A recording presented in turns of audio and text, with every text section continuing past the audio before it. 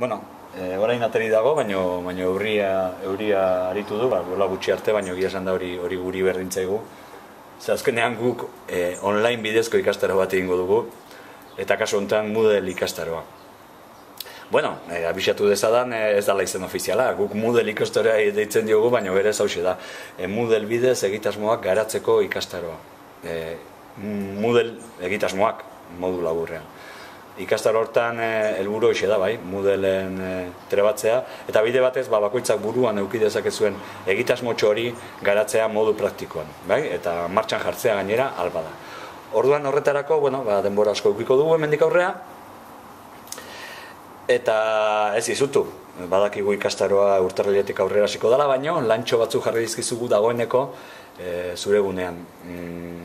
Bi lan, bereziki, biak topatuko dituzu gure ikastaroaren horri nagusian ezkerraldean, eta orduan, bueno, bi lan horietako bat izango da, paketetxo bat daukazu, hor ikastaro aurrekoak, eta orduan ikastaro aurrekoak hortan topatuko duzu azalpen zehatza, nola funtzionatuko dugun ikastaroan zehar, nola jarri harremanetan ikaskideekin edo tutorearekin, eta beste hainbat gauza.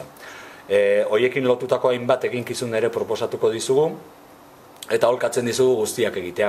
Hori bai, konturatu gara, gehienak lehendik alta emanda daukazuela ikastarotan, gure gunean hobesateko, eta orduan, lan batzuk, argazkia igo, horiek jaginan dituzuela, beraz ez errepikatu hori badakizu egiten.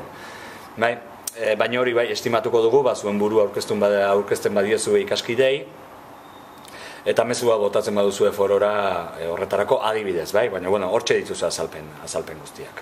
Eta gero, bigarren lana, horren azpian, badaukazue galdetegi bat, eta galdetegiotan saiatuko erabiltzen informazioa IKT-en manejoaren inguruan. Nola modlatzen zarete zuek trasto horiekin.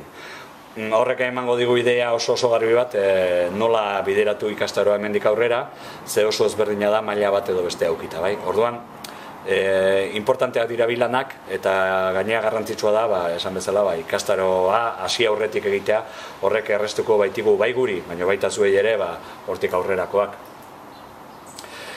Baditugu gora bera batzuk, izen emateekin, batez ere jendeak lehendik kontua zabalizuelako gure gunean, orduan izen eta pasaitzerekin eta posta elektroniko batzuekin badaude gora bera batzuk, baina lasai bakoitzarekin jarriko gara harremanetan eta kontatuko dizugu bereziki zer egin dugun edo zer egin behar dugun, bai.